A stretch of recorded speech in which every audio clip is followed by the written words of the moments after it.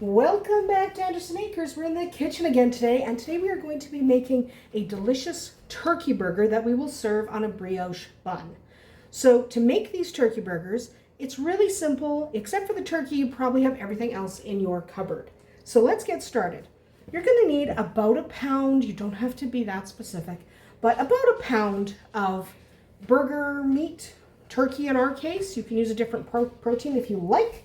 We are doing turkey. But about a pound will do it. One little package, not really a big deal. We're making 4 burgers. If you're making 8 burgers, you would obviously double this. So first you've got your turkey. Then we're going to start adding some ingredients. We're going to add Parmesan cheese.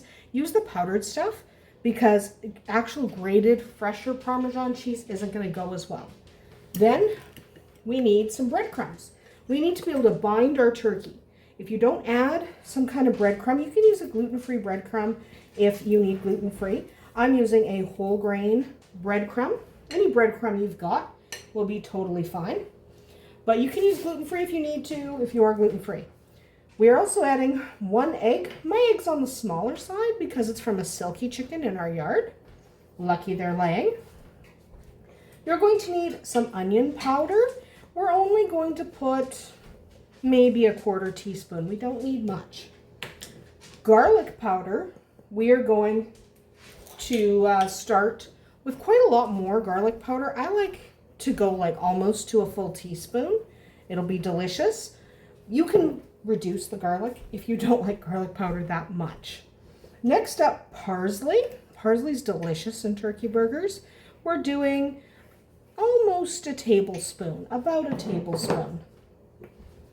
And then we're going to do oregano. We're only doing about a teaspoon of oregano. We don't need a ton. And finally, we're going to need a couple dashes of pepper. Less than a 1/4 teaspoon though. About 1/8 of a teaspoon. And then we're going to need a little bit of salt. For the salt, again, it's only about a 1/4 teaspoon. Just to kind of unify our flavors. Now we have to get our hands in there. Make sure you get that egg. We have to get our hands in there and mix. You can wear gloves if you like. I'm not bothering. I don't bother when I'm doing turkey, but do make sure you wash your hands and sterilize surfaces well, just to avoid any potential foodborne illnesses. Remember, raw meat can indeed carry foodborne illnesses, so just be careful that you're not contaminating all your surfaces. That's why we're working in a bowl, so that we can keep our mess contained. Okay, now we need to form some burgers. So we're forming a few burgers. So we're just going to bring over a cookie sheet, actually, because a cookie sheet works really, really well for this. So what we're going to do is just divide. I'm dividing into 4. So if you want to make sliders, you can divide into however many you want, but divide into 4 roughly equal portions, or as equal as you can make them. And if you notice, one is significantly bigger. This one has a little too much, and so does this one. Put them on the small one. Now we're going to just shape our burgers. So figure out how big your buns are going to be. I am making homemade brioche buns, which I will link to the recipe to make your own brioche buns. So I know how big they're going to be. So I make them a little bit bigger than the bun because they do shrink when they're cooking. So just kind of, do your best. They don't have to be perfect. And set them on a cookie sheet, and you can kind of finish forming them on there. Okay, so just kind of work them on there.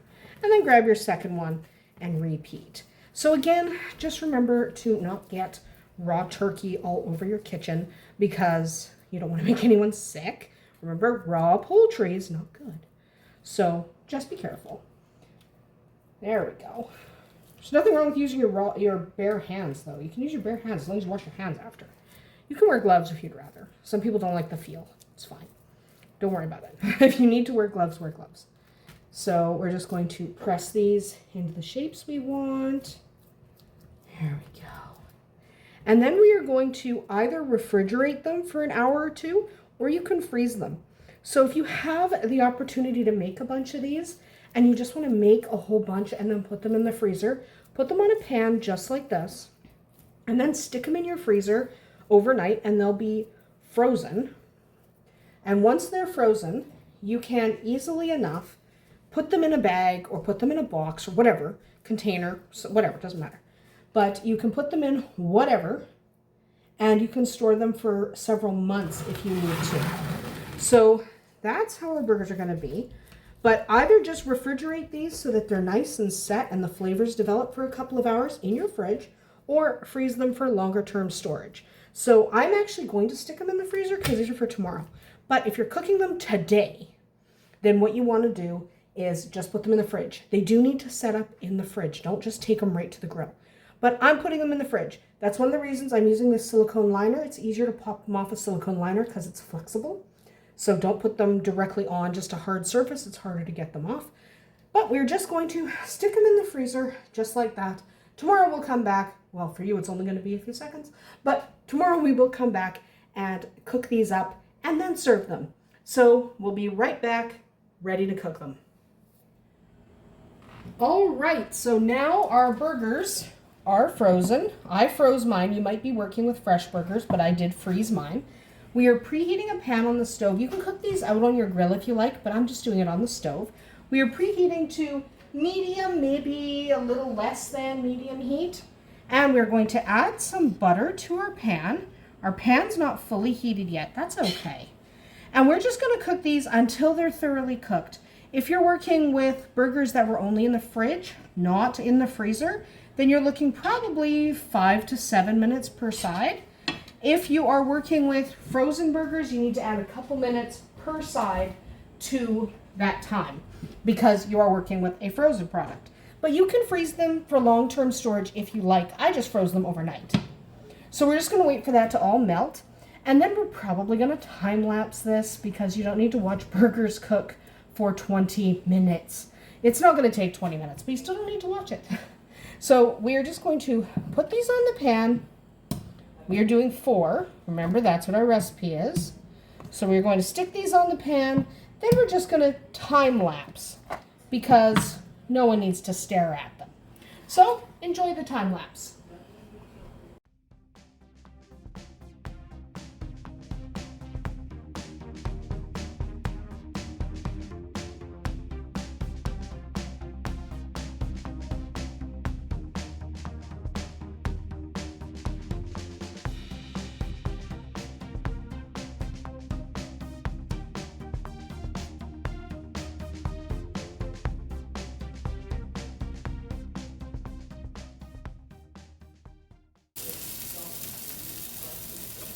All right, we are almost cooked here.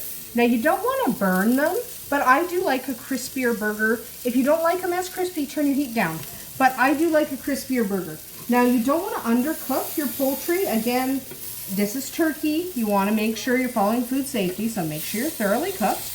And these are pretty much thoroughly cooked. So what we're going to do is we are going to pop over and assemble our burgers. All right, so we have moved over to the counter and we're going to assemble our burger. We are using a lovely brioche bun. I will provide a link to the recipe. So first up, I like to put lettuce. Obviously, you can put whatever you like, but I like a couple of pieces of lettuce. On top of the lettuce, I'm going to put my burger. Just let me get one off the thing here. So we're just going to pop a burger on there. And of course, you don't need to put all the same things I'm putting on, but I also really like a chipotle aioli. Not a little, quite a lot. A nice slice of provolone cheese goes perfectly here.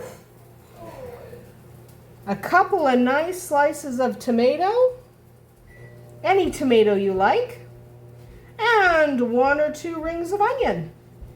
And there you have it, the perfect turkey burger for a perfect evening. Make these for your family, make them for your friends, or just make them for yourself. That's about it for us here today at Andersen Acres. We'll see you tomorrow.